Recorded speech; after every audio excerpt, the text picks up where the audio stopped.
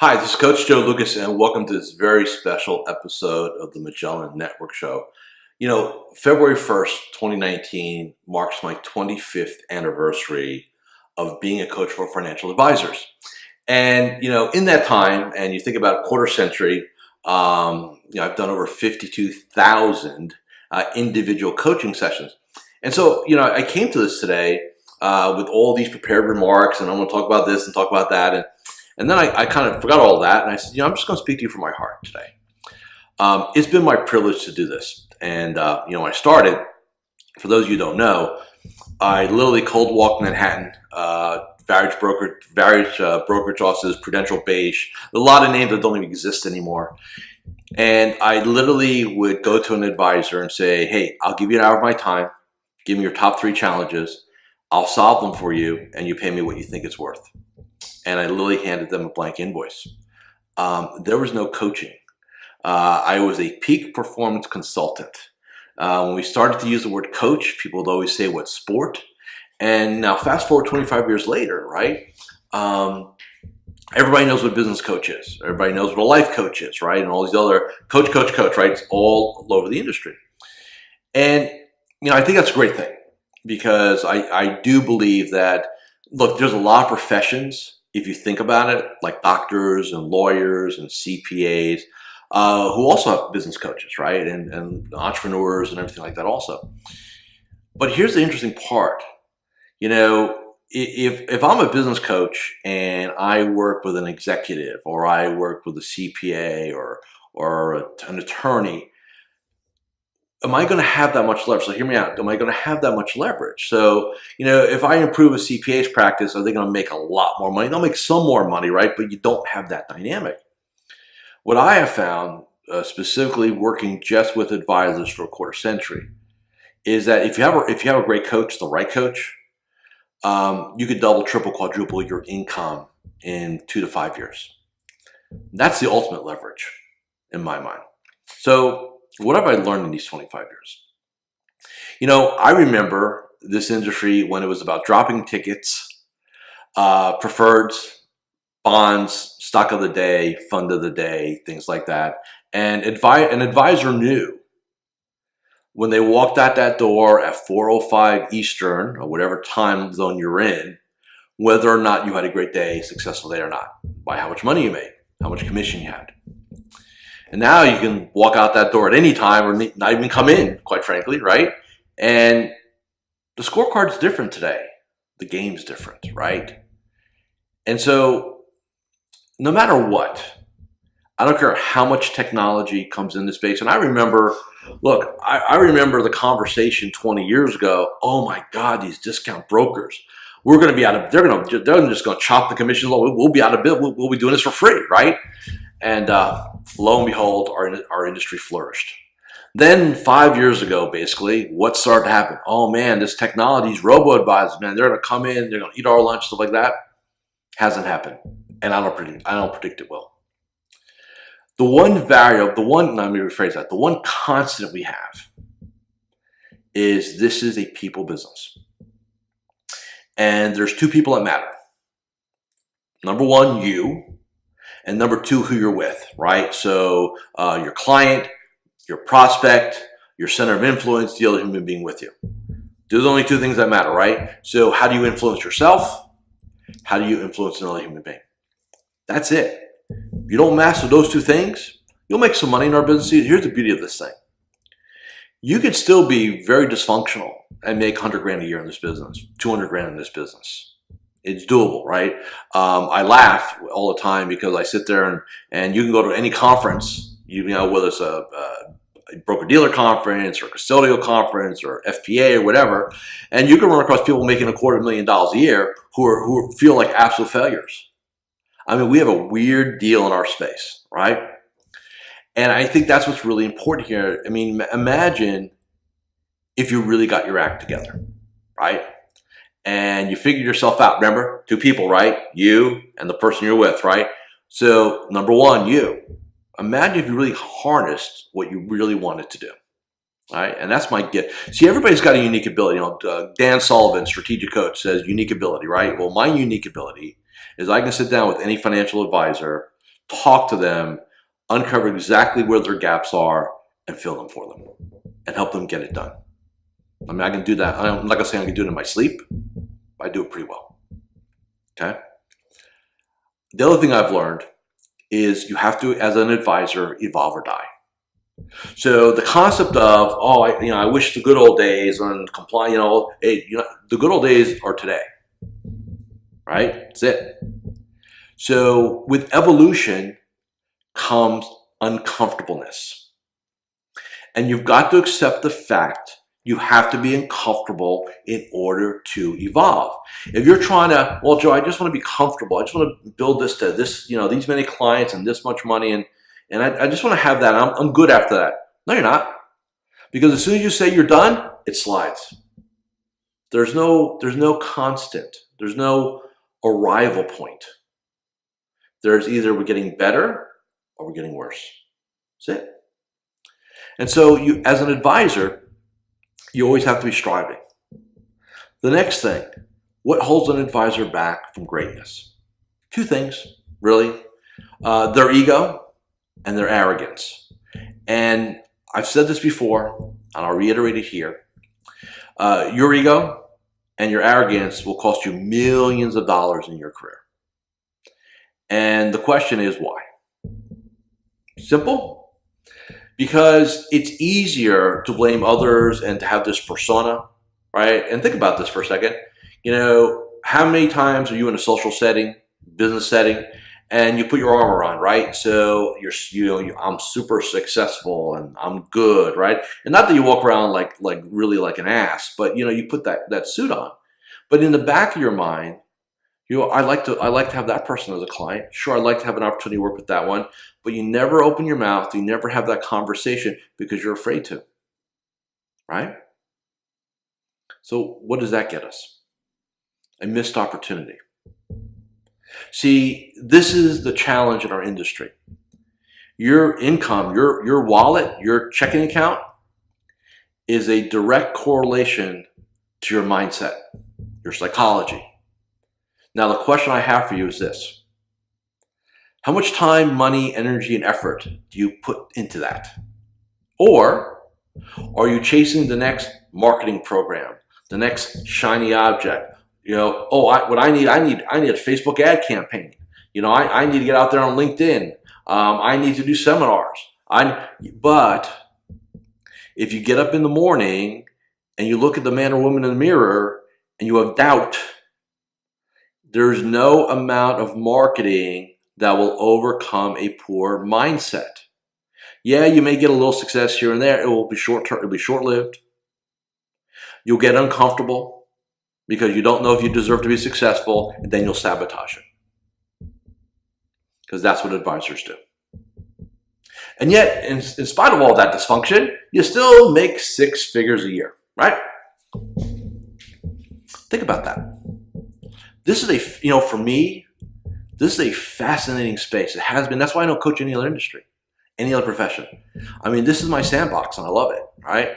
So with that said, a couple of announcements. Number one, so 25 years, February 1st, 2019.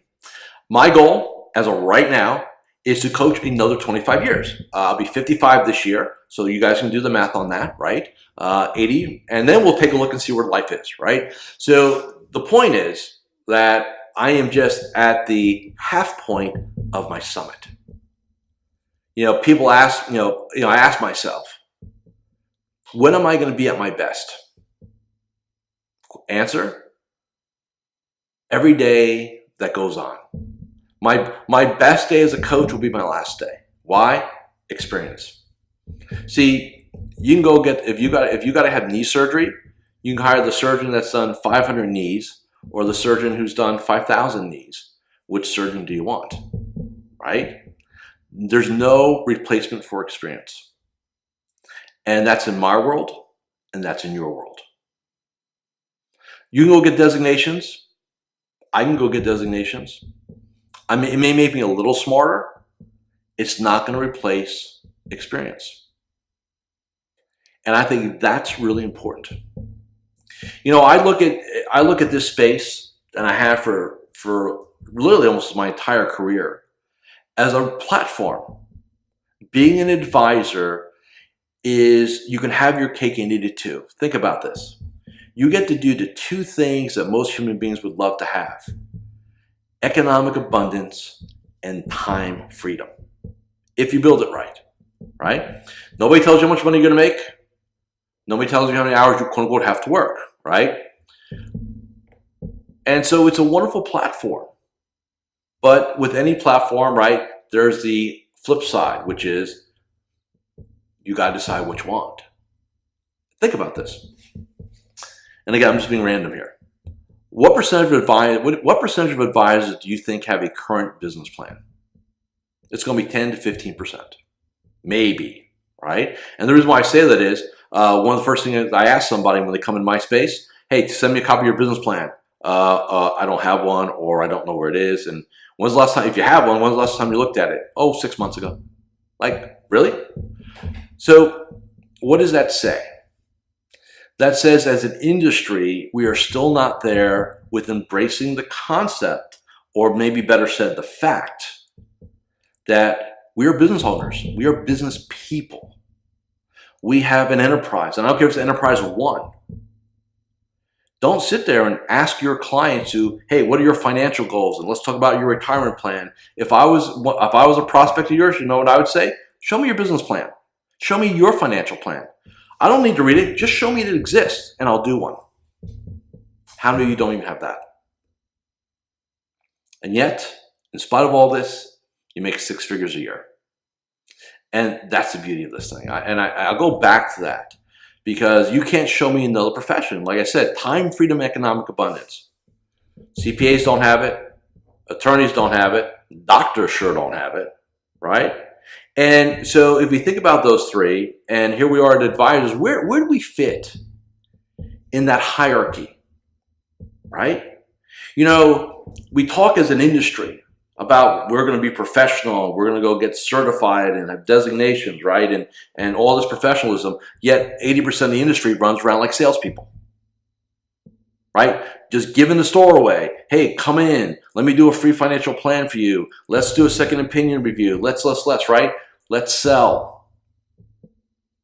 And yet we wonder why we're not held to the same level or the same level of esteem as CPAs, doctors, and I guess attorneys. Because we don't act any different. You know, we're acting like it's 1980. So what do I think the future holds? Number one, I think we're entering our golden age as advisors. You know, if you think about, and just hear me out on this for a second. What's going to happen in the next 5 to 8 to 10 years, depending on whose math you want to believe? We're going to have 3 things happen. It's already happening. I already see it in my work. I already see it with my clients. We are going to have the biggest bow wave of baby boomer retirements, right? Money in motion. We are going to have the biggest bow wave of advisors retiring. We are going to have the final wave of the greatest generation passing on and transferring their wealth to the boomer generation. 3 things. So you got to decide what you want. You can't sit there and say to me, oh man, there's just no opportunity out there. Our space is awash with capital. You just got to go find it. The only reason why you're not finding it, mindset. The man or woman in the mirror. That's what holds you back. And see, this may sound a little jaded, and hopefully it doesn't come off this way, but I'm going to speak the truth here because I'm not really scripting anything here. I believe every coach that you've ever hired, every coach that you've thought of hiring, every coach that you might be currently engaged adds value to you. I think just having somebody there, you know, as long as they're just somewhat competent, works. However, if your challenger's mindset and you're with a marketing coach, it's like, I've got a busted knee, I need an orthopedic, right? But I'm talking to a neurosurgeon. Makes no sense, right? So you want to be careful. You just want to be aware of that, okay? You got to understand what your needs are and be honest with yourself. Don't go into a coaching program because I just want to go into a coaching program. Make sure you resonate. I believe, and again, it's not just me here, I believe coaching is a personal thing. It's a personality-driven thing. There are a lot of coaches, a lot of coaching programs that are built around processes, right? And there's nothing wrong with the practice. And so let me say this very quickly. There's nothing wrong with the practice management people, right? If you need systems, you should go seek systems out, workflows, right? Onboarding things, stuff like that. And that will get you a little bit more efficient. That will get you a little bit more effective. But is it truly going to give you the breakout you want? Is it going to truly give you the vision that you need? You know what's interesting? I talked to, I've been at this a long time, so I kind of know, and we're not going to get into names here or anything like that. Do you know, I believe I'm the only coach that has any concept of a business plan. And I've been doing business planning now for like 18 years. I'm the only coach that holds a multi-day live 3-day business planning process and conference. Why? Because how can you grow? How can you build something when you don't have a blueprint? You know what most advisors' blueprint is?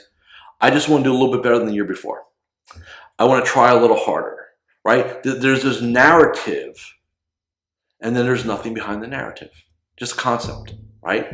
And concepts will not equal success. Concepts are like daydreaming. There's no action associated to it. So, a couple of thoughts. If you can, never retire. It's funny, just literally before I recorded this, I was talking to one of my long-term clients. He's 68.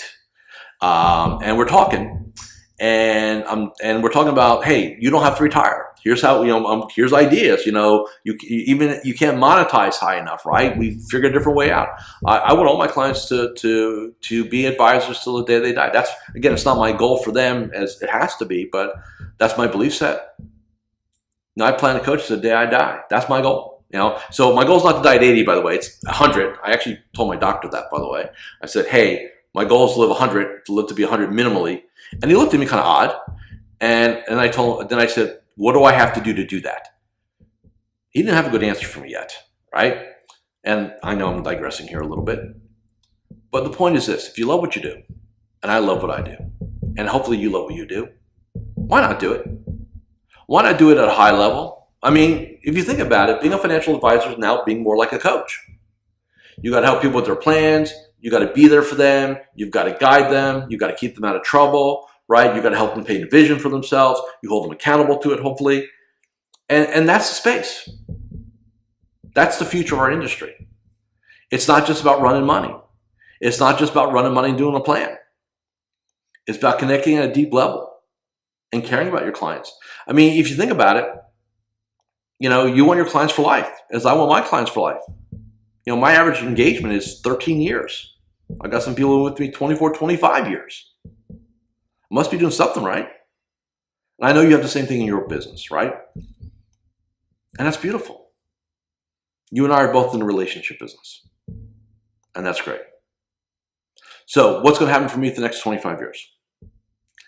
I'm going to do another 50,000 coaching sessions. Depends on how hard I want to kind of hit it, right? I love what I do.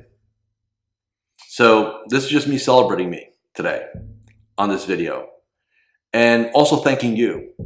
Whether or not I've worked with you in the past, whether you're a current client of mine, whether just by watching my videos, it's impacted you somehow, some way, made you a little bit better, maybe think a little bit differently. Even if I never get the privilege of working with you personally, knowing that I've impacted you, that you watched this and maybe I got you thinking a little bit differently, that's cool. I appreciate that. For me, it's all about influence and legacy in the industry. I care about this industry. It's been a great thing for me. And I want to see it be its best. So here's what I'm going to ask you to do. Number one, declare to make yourself the best version of you. This is a personal development business. So improve what you do. Improve you. Number two, help others. Help others at the deepest level. Now, I'm not saying run a nonprofit here, but add value to every human being. Whether they hire you or not, whether it's a good fit or not, make sure that they have a positive experience with you, and put them on a proper path. So if they are not a good fit for you, you may want to refer them to somebody or send them to the local bank or credit union or whatever, but improve, for them coming in, make it a positive experience. 3, always reinvest back in yourself. So always be growing, always be involved with personal development, conferences, surround yourself with great people. A lot of times, and I think we find this more in the bigger firms, especially if the markets are not so cool, you end up in this groupthink. And remember something, the old saying, misery loves company. That does not need to apply to you. Okay? 4, give back, whether it's charitable, time, money, energy, effort, make our world a better place. And lastly, find yourself a coach, somebody that you really resonate with, and seek them out and see if it makes sense. I believe every advisor needs a coach, a coaching program. You need another voice, because if you're just listening to yourself, and remember what I said when I started this thing, right? Ego and arrogance, right? Don't be egotistical. Look, I did that, early in my career. I didn't need a personal trainer. I've been working out for 40 years, right? All this crazy, right? I get a personal trainer now. I'm in some of the best shape of my life in my 50s. And I sit back and said, I should have done this 20 years ago. Do not let your ego write checks that you cannot cash. Okay? Find a good person, find the right program, find the right fit. And I will say this, and I'll let everybody go because I know this is kind of a different kind of piece here. I don't know if there's such a thing as investing too much money in yourself. Okay? I commit minimum 5% of my income to me. I've got clients that commit 5 to 10% of their income to themselves. And here's the question you got to ask yourself, then I'm going to let you all go. Do you believe you're worth investing in yourself? Because that is the business we are truly in. You make you a better version of you, your business will thrive, your clients will thrive, your family will thrive, everybody thrives. But you've got to be willing to invest in yourself. So thank you for watching. Thank you for listening. I hope to do these for the next 25 years. We'll be doing episode 10,000, right? And thank you for your time. And thank you for giving me the privilege of influencing you, helping you, making you see things maybe in a different light. Have a great day. So there you have it. If you really enjoyed watching this episode, go ahead and subscribe to the Magellan Network Show with Coach Joe here on YouTube. And remember, I'm always here to help you become a better entrepreneur, business owner, and financial advisor. With that, I'll see you next time on the Magellan Network Show with me, Coach Joe. Take care and goodbye.